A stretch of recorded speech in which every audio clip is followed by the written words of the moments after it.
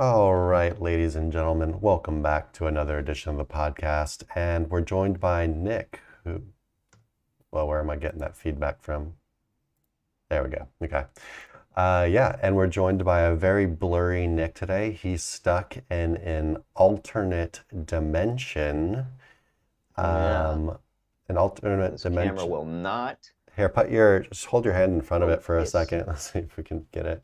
Just keep it there and then put it away. Without going back. Slow. See right there, I'm clear. Just put it in front of the camera and then just drop it without pulling it back And like that. again. Huh? Put it in front of the camera and then just drop it without pulling it back like that. Just drop your hand. Better? Yeah, there we go. Better. Nice. Boom, tech support. And that's why he's the camera guy, everybody. That's why he's the studio guy. That's weird though. Nice. What kind of webcam you got? The one you told me to buy. Logitech? That Logitech, little HD one. Yeah, I got the same thing. I've been looking at ways to minimize my kind of setup and stuff. Thinking about actually going back to Mac, but something really cool you can do now is you can use your iPhone as the camera. And the iPhone cameras are way better than pretty much any webcam. Solid, yeah. So yeah, that'd be nice. Yeah, it's just kind of a cool thing. You don't need an additional thing, right? So I might end up doing that at some point. Hey, last time I brought up using Mac, you said that's dumb. Yeah, I'm just trying to Anyway, I'm trying to minimize everything again for some reason. I'm going through a minimizing spree for some reason. And that would make you feel good. It does make me feel good. I feel like I got a lot of clutter right now, a lot of wires and stuff, which, I could stay on Windows, but being on a Mac machine is also definitely has some benefits there as well.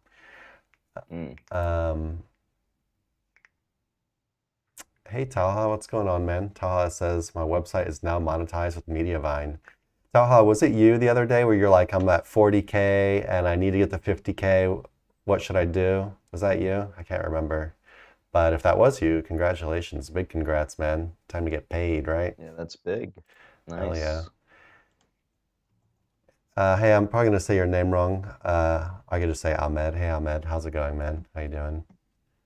I am doing okay.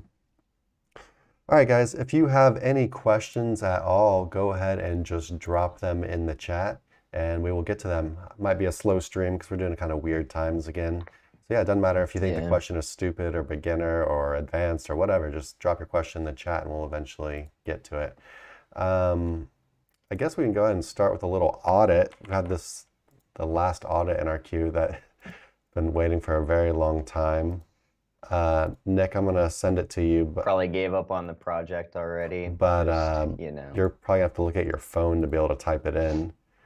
Oh, right. Well, yeah, if you guys are using Messenger, it is a mess. Yeah, Facebook Messenger is being really weird. That's not fun. It just keeps infinite scrolling. Yeah. Or really more like jumping around That's kind of crazy, right? But the good news is it's not just us, so. All right, let's see. Let me see what kind of information he gave, and then we'll get started on this.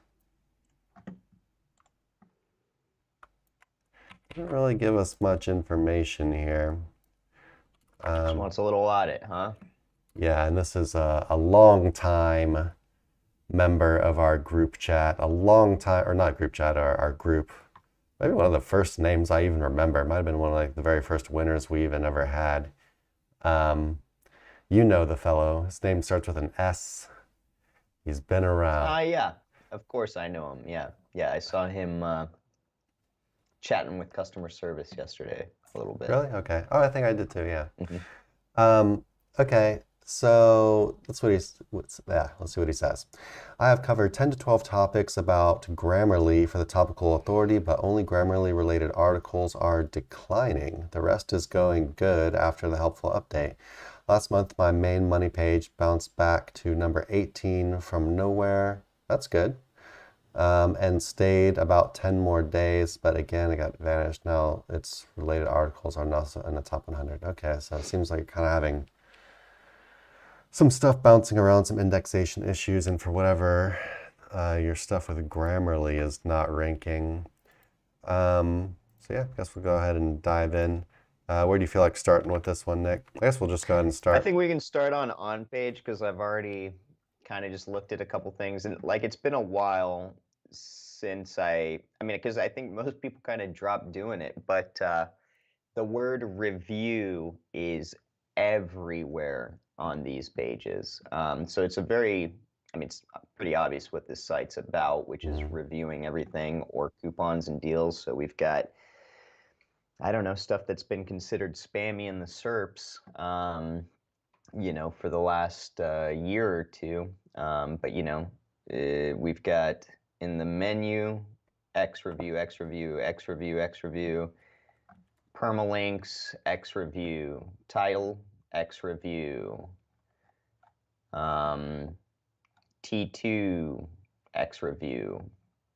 So, you know, I don't think that's doing us many favors. I will say that there's a bunch of images and stuff splitting up the text on these pages, so that looks pretty good. I see not really seeing any some interlinking going on.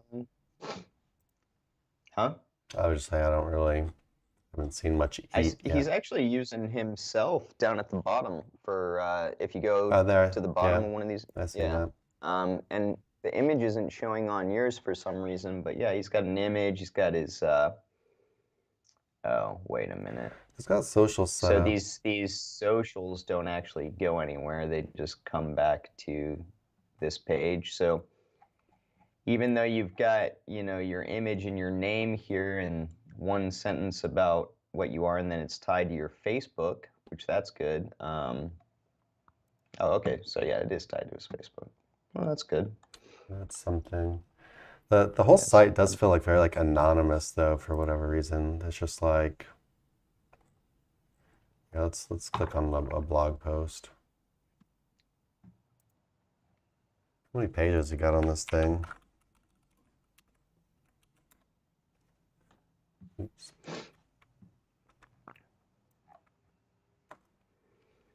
173 index pages, so it's not super small or anything. The content definitely doesn't look like the worst we've ever seen. No. Agreed.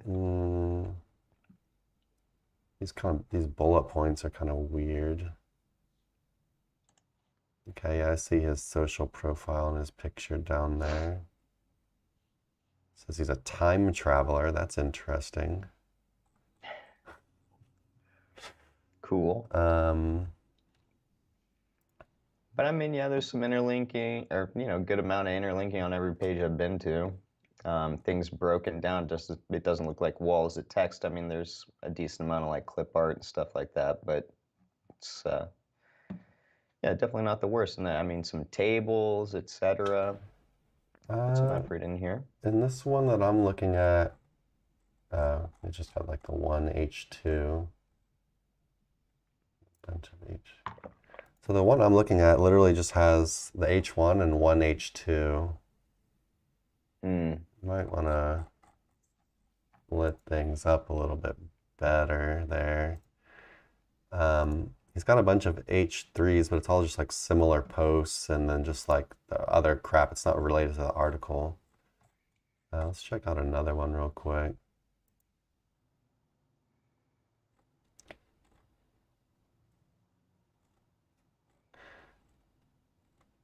This other one I'm looking at looks better, I think. Yeah, I think that one might. I've gone through like 3 of them. They seem pretty decently split up. The thing as well is like it seems like this website is just literally designed to like make money. It just seems like an SEO's website. You know what I'm saying? Oh, 100%. Yeah.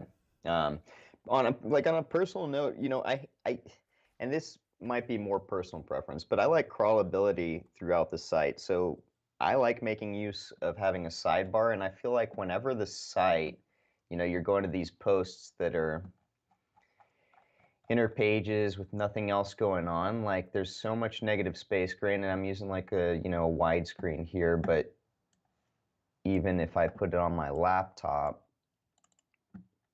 a lot of negative space, and then, you know, lack of ability to add categories, links, latest post links, etc. Some of these other ones have more, it's huge walls of text. It's like, I'm not really seeing any Yeah. images. So like, okay, here's some images down here, but it's just like screenshots of the websites. Like if I was a quality rater and I would come in and I saw this, I'd probably give it kind of like a low C, maybe an F, as far as like, does this feel like a trustworthy site we should send users to? You know what I'm saying? Yeah, there's a little bit missing. Yeah. Agreed. I think you got to try to be more like user focused, right? And maybe, I don't know how much content you got on the site, but maybe focus on just some um, non money making stuff as well, like non-monetized content, some informational content perhaps. I feel like our advice here is kind of vague or whatever, but yeah, just Take reviews out of, you know, the majority of the pages, maybe come up with an author page, so that you've got connectivity where everybody sees your name here. Like it's cool that you've got your name, your Facebook, but none of them link back to an author page or some sort of hub. You could make use of that. Yeah, like Chris said, you know, it looks like a very obvious SEO site that's here to make money. Um, and there's just something which with the layout. Just it isn't easy to like kind of follow stuff a lot of the time. Like I'm on another article now, and it just kind of looks like it's all over the place. Kind of crazy looking. I mean, does Let's see what's going on. Oh, sorry. it's weird because like he's doing like some of the good stuff. Like he's got some tables, he's got like bullet Yeah. point lists and stuff. But then for some reason, it just seems really like taped together. Yeah, but I don't I think, don't. I mean, Yeah. I get what you're saying, honestly, but I don't think that's really affecting them in the SERPs, right? Like, I Yeah. feel like you could probably rank this site if you just, Well, he did take a you know, dive after I mean, it helpful might be content. ranking, actually. I mean, Did he? Okay, I it haven't wasn't even looked like at it yet. exactly after, but you know, that kind of that helpful content that they were kind of like rolling that thing out for a long ass time. But it wasn't until after the core update in October, which he was already starting to die before the core update. So it was like after the helpful content, but not immediately. And he started just kind of slowly diving. Then he really dove like all the way down. So I would say there's a decent chance here that it was the helpful content, but it can't really confirm it, right? It's just been the way Google's been doing their updates, it's just been really hard. But I would say that, you know, in combination with what we're seeing on the site and us saying that, you know, as if we were a quality rater, it's just like, would this get popped for helpful content? I would say there's a decent chance that it did get popped for helpful content. And if that's the case, it kind of sucks because, as far as I know, no one knows how to recover helpful content yet. No one has been able to like fully recover like a site that looks like it's been popped on a helpful content update. So we can tell you all this stuff to do, and you should do it. But it seems like it's kind of like a big mountain to climb right now, and I don't know if things are really like I don't know if it's gonna reshuffle in the next helpful content update. We don't really know how it's working or whatever. Um, so yeah, you know, you could definitely work on that stuff. Do you want to check out his off page as well? Yeah. So yeah, you know, guys, looking at the graph here, just looks like it's been kind of plateaued for a while, and then you see that big keyword drop off after the helpful content and the core update. The traffic kind of remained, you know, still low, but not that great. It's just been a real steady decline over time. When I see a steady decline over time like that, I just kind of think the site is being neglected. Like Yeah. you're just not Gave up updating on it. stuff. And that could be part of helpful content as well, you know, keeping things up to date, fresh, like someone's actually working on the website and whatnot. And that would actually be easier for them to pop into the algorithm, right?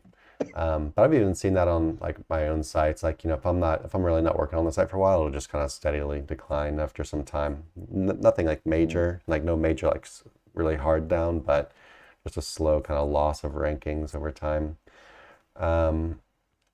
Okay, so yeah, we can go ahead. I guess we can start with anchor text. Not a very strong site either. I mean, like on the back end, you know, he's got 71 GR referring 22. domains for a tech review / coupon site. Yeah. You know, pretty competitive there. Yeah, the things I saw, But high DR for 71, or I mean decent DR for 71 referring domains. mm-hmm. Let's put a little filter on here. Sorry, driving traffic.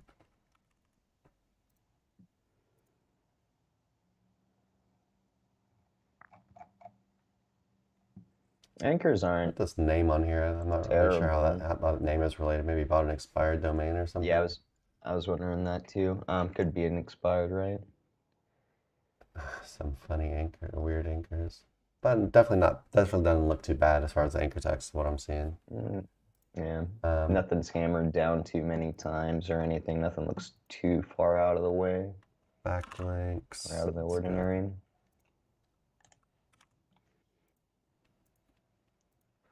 A little filter on the backlinks as well. So out of 73, about 27 passed the very low bar, which is above DR10 and more than 250 domain traffic. So cut it down by about 2/3. Looks like we've got some guest posts. It just looks like a bunch of guest posts, what I'm seeing. Here's a link from his Zoic. Blog commenting on this from his Zoic. It looks like some kind of blog comment, maybe. It's a no follow. So the ones that are left, a lot of these are no follow. So let's put another filter on. So now you're down to 17 that are do follow. And then I'm seeing some Fiverr looking stuff in here as well. Yeah. And some of these like .biz sites. So overall, I'd probably rate the backlink profile as not horrible, but there's just not much there, really. Yeah. Yeah, it's more like it's been, it's got a decent foundation, but it's missing the as far as the higher end links go. And a lot of people think that a lot of people, I don't think I'm 100% on board with this, but a lot of people do think that EAT has a large amount to do with backlinks. And it does to an extent for sure, because I think they do mention like web mentions, so that just where you're mentioned online by other people and stuff. And there's really just not much here, like not really much vouching for you that doesn't look like very visibly, so just something kind of pretty low quality, right? Or something you've created yourself. So I don't know. I guess with, if I was in the brain of Google or whatever, and I saw this website and you see kind of this, no one really vouching for you, just a week off page, and then in combination with heavy reviews, heavy like coupon code kind of stuff going on, content looking a little bit jank, not feeling like it's not really there, just not feeling like real trustworthy or whatever when you factor in all the different stuff. I don't know. I think it could be a combination of quite a bit of things. Maybe site being neglected as well. I don't know, but it's hard to really pinpoint like some like big like red flags that we're seeing, right? I mean, I guess you could say all these things are kind of red flags, but there's no like major like one thing that's like, oh my God. Yeah, isn't that kind of like disappointing sometimes? It's like you want to find just major. This makes it a bit harder to tell you, start here, move here, etc. Nothing is glaring. So what I would probably do is, get to working on building a quality backlink profile. It's going to take some time. Update your content, get the site kind of looking better. Try to really put some more like faces and stuff on there. Get some quality images that aren't blurry. Make sure your content has good like headings and stuff. Make sure you're talking about stuff and you basically read Google's like helpful content guidelines. I'd read their EAT stuff and I read their helpful content guidelines and just work on a bunch of stuff, because there's quite a bit there that you could work on as far as that goes, plus the backlink profile. So kind of a crazy answer, not a crazy answer, but kind of a big like rambling answer, and I'm saying basically work on everything. But it kind of is what it is sometimes, right? Yep. Anything you want to add on that, Nick? No, not really. Okay. All right, let's see what else we got. And like always, guys, just ask questions in the chat and we will get to you.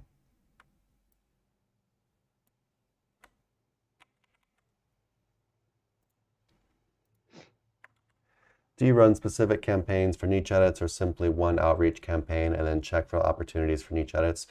We do a little bit of both because you can do kind of like a broad outreach campaign where you're just looking for backlinks in general, or you can do like more like targeted campaigns, like for like specific pages and whatnot. So like, if you're doing just like a link building campaign for yourself, you're not a link building agency or whatever, like a targeted link insertion campaign, you could run quite a bit differently because you're actually going for specific pages and stuff. Some of these sites you might pick up if you're doing kind of just a broader outreach campaign in general as well, but Yeah. yeah, just slightly different for sure. Anything you want to add on that, Nick? No, good. Cool. Hopefully that helps. Hello, Dewa. How you doing, man? Supri. And this will be a Nick question. Can you tell me how to properly maintain a PBN so that it can generate traffic quickly?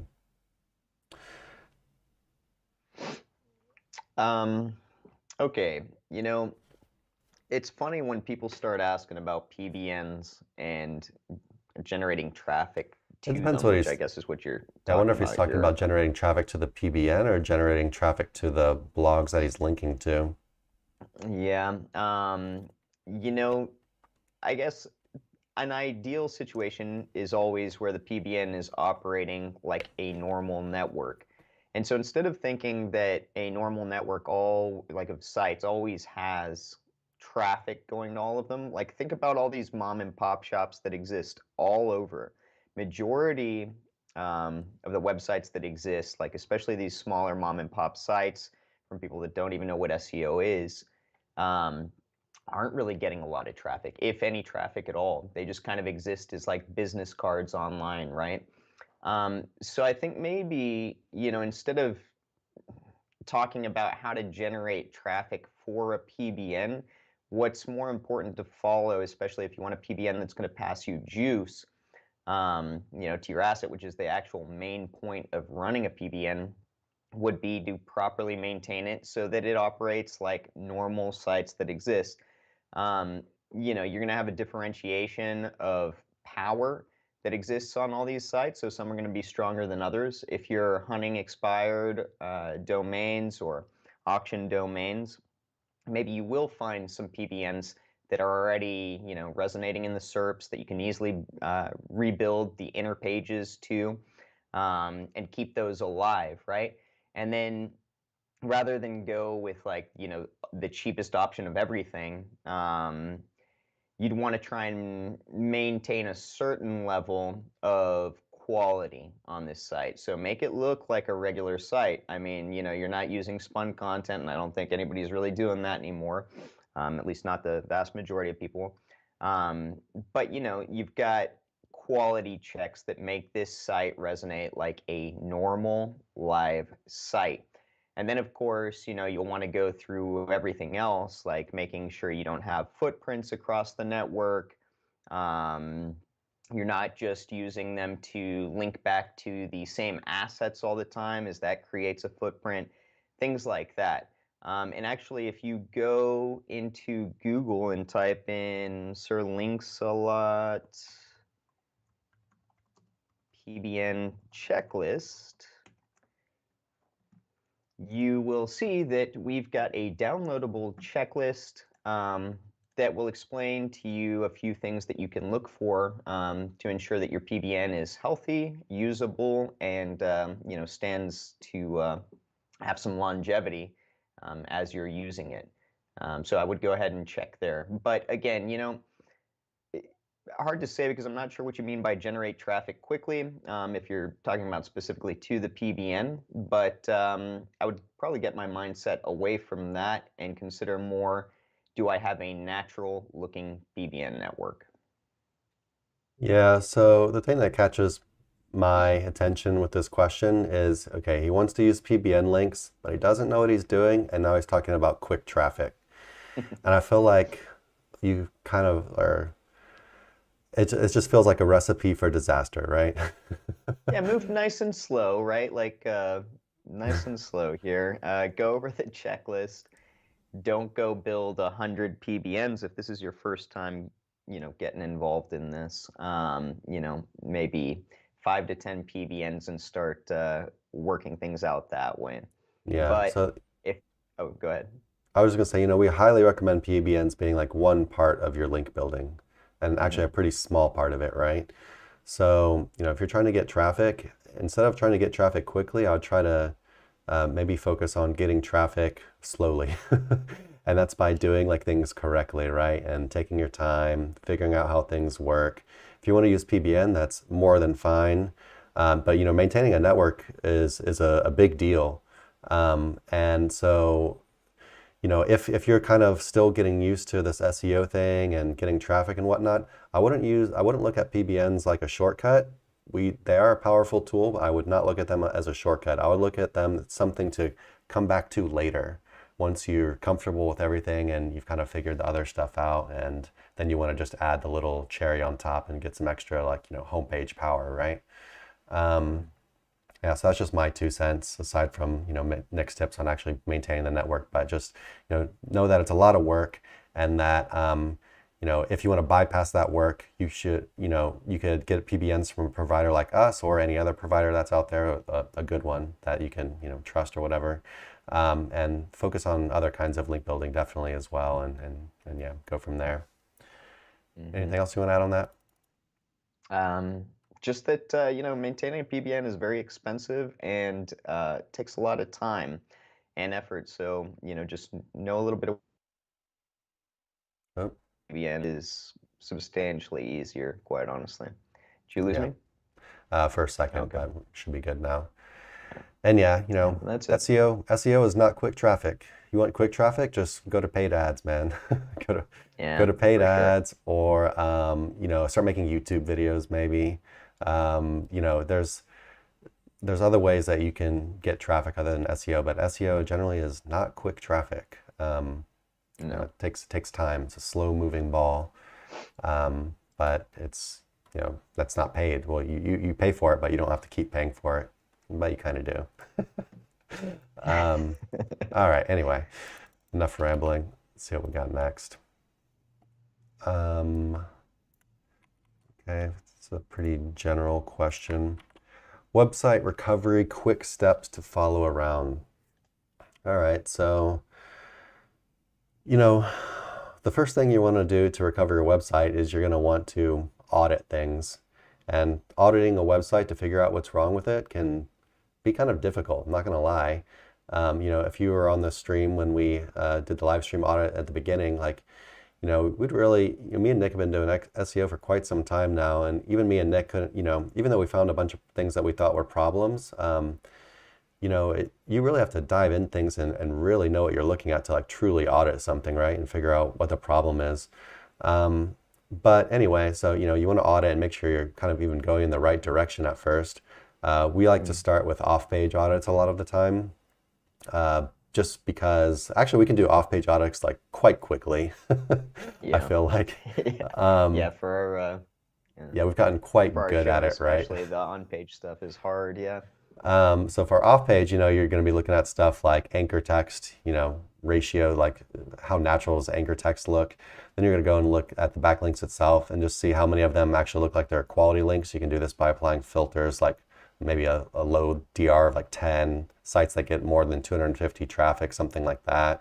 And then out of those links that are left in there, then you can go through those and see how many of them are any good at all. And that don't look like Fiverr stuff or just some random directories or whatever, just links that actually have some relevance and some power to them. But yes, off-page audits, definitely want to do that and see if there's anything wrong there. And then I feel like most people, what they're having problems with right now is just helpful content or EAT kind of related stuff. And these things are kind of like big topics. So we're not really going to be able to go over everything in the questions, but what you can do is you can just, I guess I'll pull it up on the screen, helpful content guidelines, Google. So you can pull up Google's helpful content guidelines, which I'm showing here. Another thing you could do is Google EAT. You could basically do a search and find the same thing for EAT. You can find what Google looks at for EEAT. So look at all that stuff. Basically, it's how they determine if they think a website is trustworthy or not. But yeah, so between helpful content and EAT, there's a lot to unpack there. And so those are some things you can definitely check out. We also have an article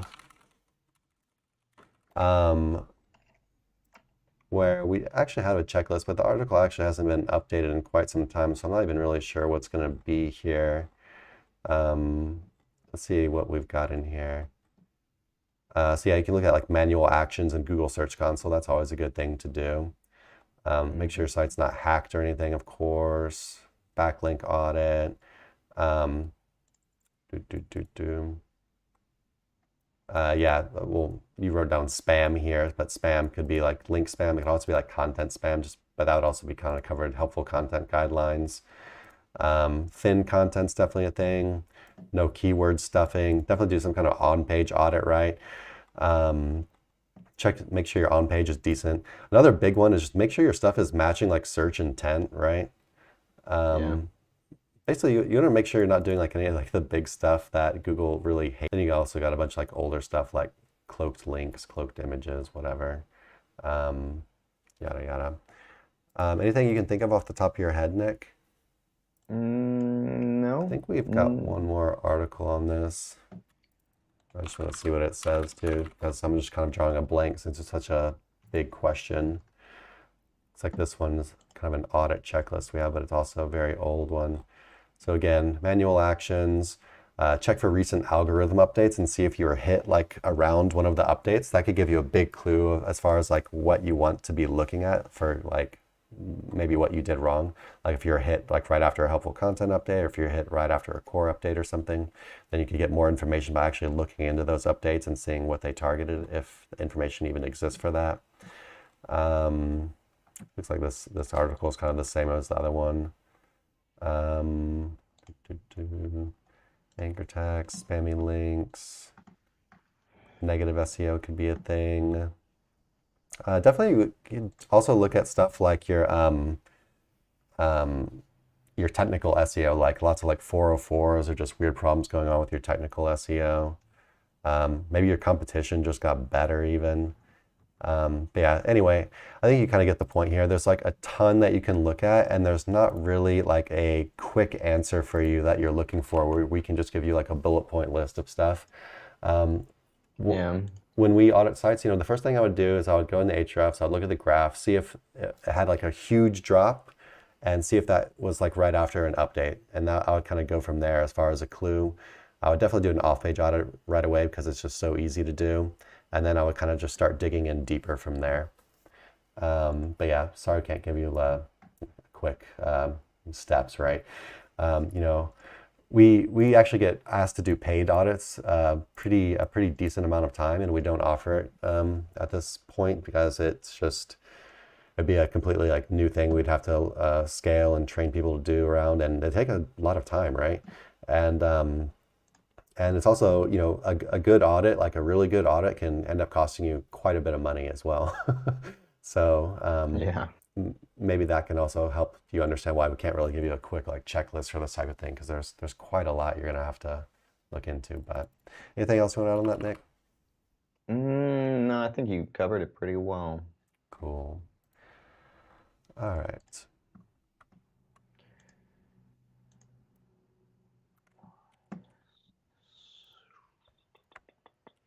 Any tips to negotiate with webmasters for niche edits who are actually not interested in getting money and giving you links? Yeah, so you can offer them like a link exchange, maybe like a 3-way link exchange, or you could just offer them a link exchange from your site. You could offer them stuff like traffic from like social media. I think Russell Lobo was talking about that. It's not something I've actually done myself. If you have any other kind of like services that you provide, you could, I think Russell was talking about this as well. Like he offer them like create like a video for them or something like that. Or you could produce like a really good piece of content for them. But if you're talking about producing like a really good piece of content for someone, it's gonna have to actually be like really good, like probably some kind of like study with like some kind of like new data and information, like some really good stuff, right? We're also going to have someone on the podcast soon called BB the Link Builder. So definitely stay tuned for that. She'll probably have some cool advice as well because she doesn't like paying for links. I mean, I guess she probably does sometimes, but she has a very unique outreach approach, which is very friendly and also funny. And I think what it does is it really warms the webmaster up, or whoever's managing their content. It warms them up in a way that says, this person is like funny and we could actually like put their content on our website and like probably be happy with it. And it just makes them like her and trust her, and not just think that she just wants a quick backlink, right? But this takes like a complete restructuring of the way you do outreach, the way you're writing your messages and stuff. She does a more like tailored approach and lots of like jokes and stuff, lots of humor, and actually does like research into like how to pitch these people and stuff like that. So that is a way as well. But yeah, in general, you'll have to offer them something or be very good at outreach, I would say is what we're getting at here. Am I missing anything, Nick? Well, but I mean, let's be real. Who isn't interested in getting money if they are a blogger? Now, mind you, it depends, because some people have integrity and they love their websites and they've worked really hard on them and they don't want to, link to certain things that don't match that. But, Or like bigger if sites, not that's like a money, then company. That's like a company, and they're just yeah, like, that's just not in their processes. Like, no, just ignore those that messages, too. Like we don't, hmm that's not what we But do. yeah, yeah, right.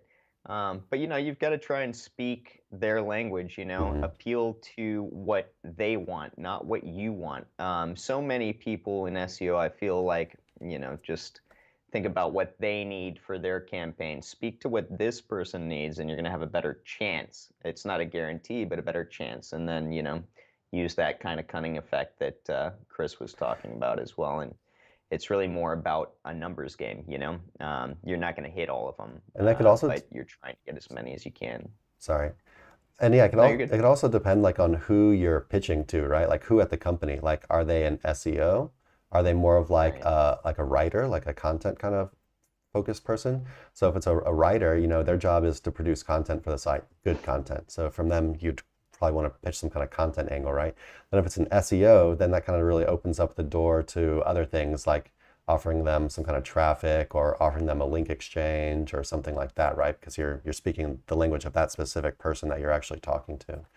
Um, so yeah, if you're trying to get free stuff, or you're trying to get links on sites that don't accept money at all, it's definitely more work. And I guess what we were just talking about, like figuring out like who you're actually talking to and then speaking their language is probably the biggest thing, right?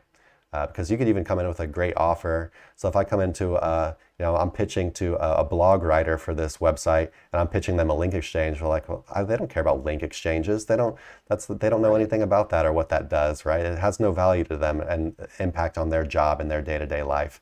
They want Yeah, to they're just produce gonna like great content for their site, right? Um, that email's going in spam, and they're not gonna think about it again. yeah.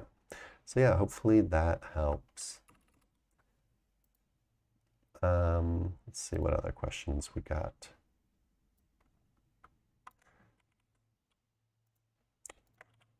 Thoughts on buying a Google Business Profile reviews. So hmm this is something I don't really have much on, so I'll let Nick do most of the talking. But I haven't really worked with local in quite some time now. Um, I'm I think Google. I've seen some people talking in our group recently about how, or someone was saying that they had bought a bunch of reviews and like, oh, I'm an idiot, and Google like flagged them all and took a bunch of them down. And after that happened, then they were having like major problems. Like it's like even though they just took the reviews down, it didn't stop there. It's like Google kind of like almost like an algorithmic penalty, right? It's not like they took away all their traffic or like de-indexed them or something, but it's like they feel like they are ranking lower now than people that they have more like real reviews from, and they have like higher authority then. So it's like they almost got some kind of like they got put in the penalty box, right? But without being like an actual penalty that's in Google Search Console or like an algorithmic penalty or something. So I don't really, I'm definitely not an expert on this stuff. Um, you know, when in doubt, it's good to do things the right way, but I know that's probably not what you want to do at this point. Do you got anything on this one, So Nick? yeah, I've actually got a client that's had really good success getting Google reviews. But the weird thing about these reviews, and I mean, you want to have somebody that's high quality, knows Yeah, what they're doing. a good service. Um, Yeah, if you do it, yeah, like a really like good they know one. how to mask IPs or whatever Yeah, else because they're you're doing, or they just have, farms of people that can actually do this yeah. legitimately. Yeah, because if you're But the looking at funny buying a thing service, it's like is, a high quality, it's like a detailed operation, all the IPs and the very masking detailed. and the where you're writing it from, and yeah, it's like they, they've gotten a lot better at this kind of stuff. But the interesting thing is, there's no real rhyme or reason that I can tell why some of them go down and why some of them stay up. And this isn't just the quote fake reviews. This is also the reviews that they're getting from their friends that live like literally like a few blocks away, etc. They'll put up a detailed post and it'll be gone within a week. We couldn't really figure out the rhyme or reason why some stick and why some do not. And then even recently, I got really angry with like a mechanic here that did a horrible job, and I left a very detailed negative review that coincided with a lot of other very detailed negative reviews. And it was taken down within about like a week. No real Interesting. rhyme or reason. I've got positive reviews from my account, etc. And I can't tell you. Now, mind you, when I was originally talking to this client about him buying all these fake reviews, I said, man, I personally don't like to mess with this kind of stuff because, like what Chris just said, if you do get popped, then I do feel like you get flagged and it's going to really affect, your ability to rank in the map packs. One thing is it's not a very competitive market, so maybe they've got some leeway there. Um, but yeah, just be careful. I think if you're looking at buying Google Business Profile reviews, make sure you've got a trusted quality vendor that seems to know what they're doing. Yeah, Maybe test them out before you just go ahead and blast your main site that's paying you, 80% of your income or something like that. yeah. And then don't go crazy. Slow and steady often wins the race much better than trying to spam something out and hope, spaghetti sticks to the wall, so to speak. Yeah, if this was me, and maybe you'll think I'm lame and that's like super white hat or something now, but if this was me, I would want to set up a system to try to get them like real reviews, try to, work out some kind of process that, I don't, whatever you want to call it, like an offboarding process, or just, after someone gets their service or whatever, just have something in their process to get them reviews and help the client really kind of like set that up in a detailed way and add it to um, their SOP for their business, right? Which one thing I've kind of played with recently that I definitely like, because I was having issues, organic rankings were shooting up while Mapback was lagging. Used a Google Reviews plugin to add some connectivity between the reviews and that map back and the website, and automatically got it to shoot up a decent amount, as well as using those plugins will allow users to come onto your site, and oftentimes that's just kind of like a cue where they're more likely to leave you a positive review than if they have to go out and look for it. Just like a Interesting. little friendly reminder. It's kind of And cool. then it'll help with conversion rate as well. So long as you got good reviews, right? We Um, should actually get like a local guy on the podcast just because we have a little bit of a gap here. We should have like a big like local SEO person on the podcast, and we can just ask them a bunch of like stuff to kind of bring us up to speed. I feel like that yeah. could be a good idea. But yeah, anything left on that one? Nope. All right. Let's see what else we got. Supri says, thanks, bro, for the new insight. I'll appreciate that. Yeah, hopefully it helps, man. You bet. Um, So for local businesses, only location-specific links should be built, or all kinds of high-quality links should be considered. I'm referring specifically to contextual links. Okay. So yeah, with a lot of local stuff, the answer to your question is just try to imagine how things would occur like naturally, right? And for local businesses, that means that they'll probably have a decent amount of local links. And they might not have like they'll have a lot less like regular links, I guess we'll call them, than like, for example, a SaaS company who is international and, serves their product all over the world, right? So while for local sites, we do build stuff like our just like regular, not location based like guest posts and link insertions. But in general, I feel like it takes a lot less of them in a lot of cases. And it also depends like what kind of content they're putting out. So like, for example, let's say you've got a lawyer and they're in LA or whatever, but they also have a blog on their website where they're putting out like informational content about yada, yada, yada. Then location specific links don't really make as much sense to go super heavy in that direction anymore, because if they're putting out informational content, a blog just about law Right. and lawyer stuff, then all of a sudden that opens the door to, okay, well, we get links from literally anywhere now because anyone kind of can link to this type of content. So I guess to answer your question shortly, I would say get both. I wouldn't neglect like the local stuff, but you can also use the non-local stuff to add a lot more power and authority, right? Versus a lot of this local stuff can be a little bit harder to get in some cases. But I'm sure there's ways to get local links. Like you can do like you do little stuff like little like roundups and stuff where you like mention other companies in there and then tell them, hey, we mentioned you on our roundup, and get them to link to you, stuff like that. Or yeah, I'm sure there's a bunch of little local tricks you can do, but it's not something I've done in a while. Anything on that, Nick? No, sounds good. Cool. All right.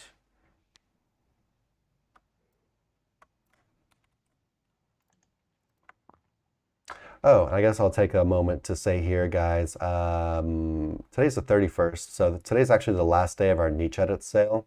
Code is niche11, and you get 10% off all of our link insertions, like some of our maybe the most popular links that we sell. Yeah, great contextual links to boost authority. Then starting tomorrow, we will have our guest post sale, and the code for that is GP11, 10% off guest posts for Man, all of February. back-to-back power Yeah, sale. I like to start the year off Good with the start to two the big year. ones, right?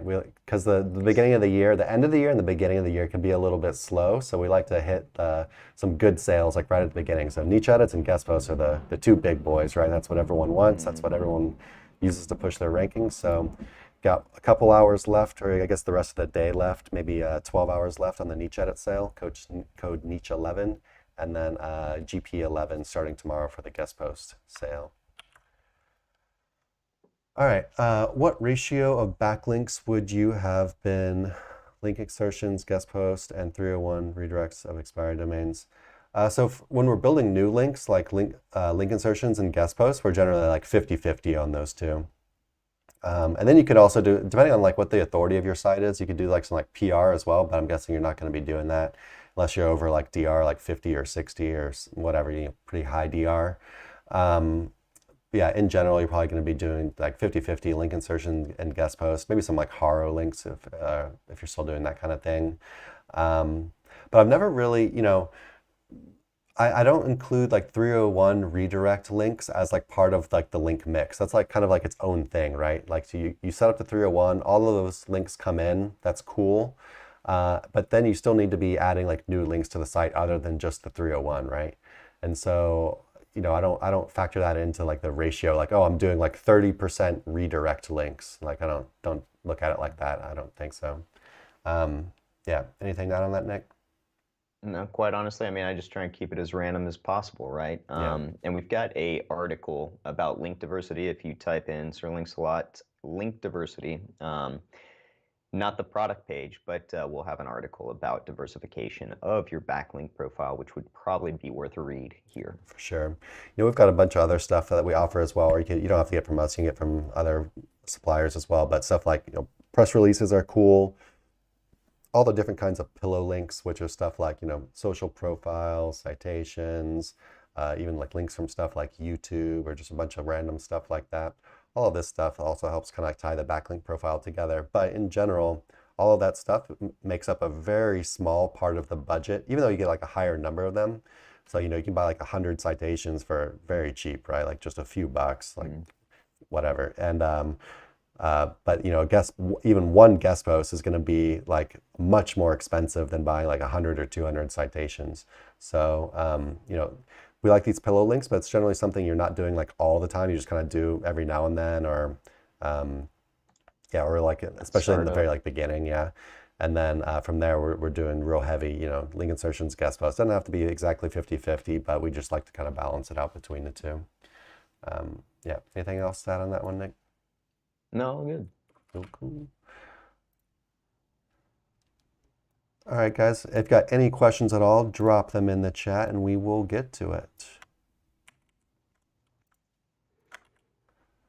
Thoughts on why usage of ChatGPT is slowly going down? From what I can see on Google Trends, it seems that people use it as a tool and then drop it during the holidays, but still use Google search. Yeah, I'm not really sure. It's a hype trend. So of course, when ChatGPT first started, people are searching for it on Google like a ton, right? So I would say, after that initial hype, everyone kind of knows what ChatGPT is now, or a lot of people do, most people. So people aren't searching it as much anymore.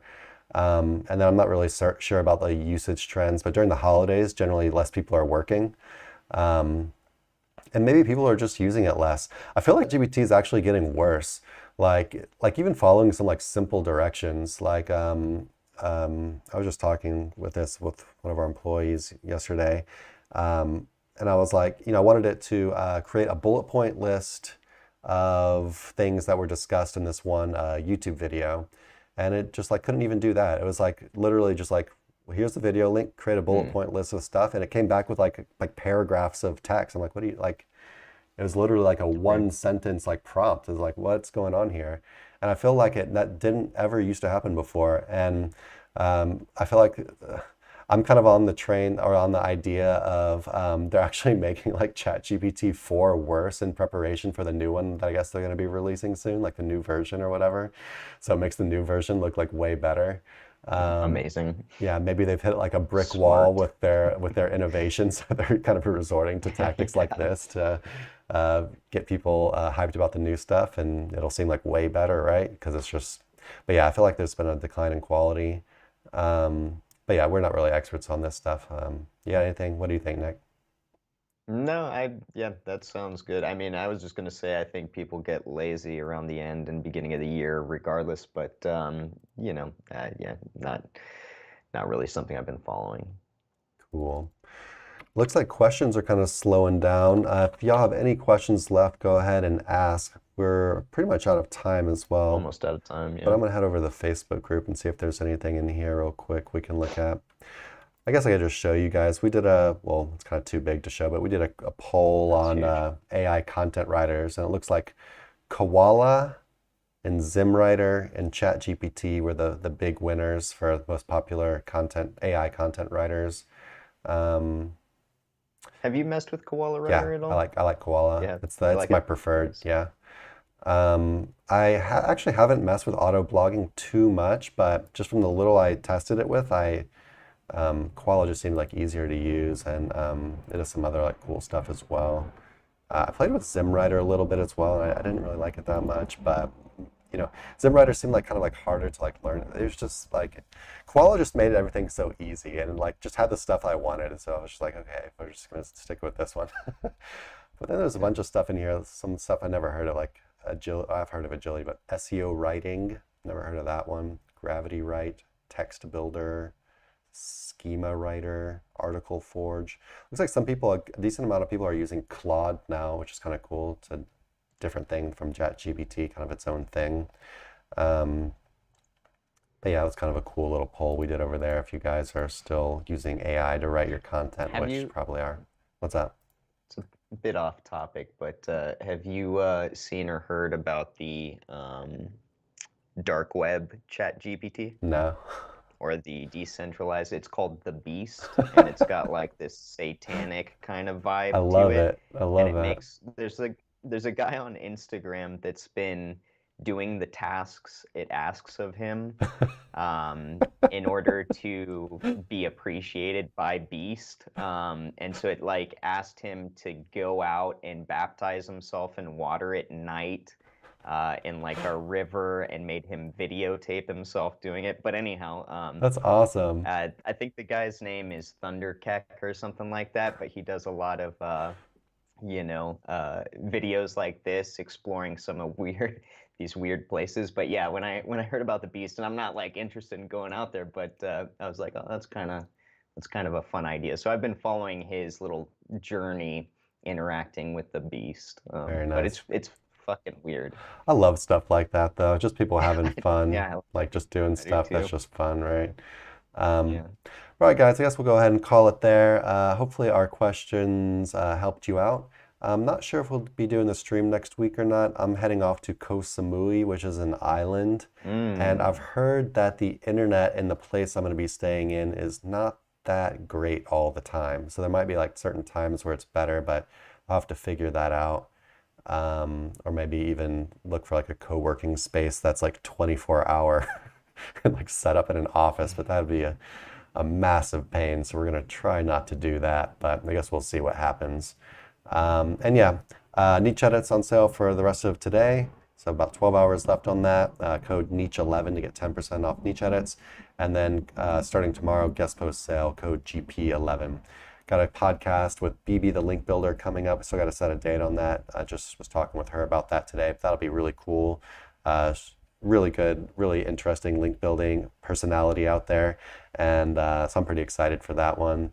What else we got? Am I missing anything? We just announced our Facebook group member of the month winners, or that's going out tomorrow, sorry. We're announcing our $200 Coming up. backlink winner tomorrow. We do that every single month. What else we got? Is that pretty much it?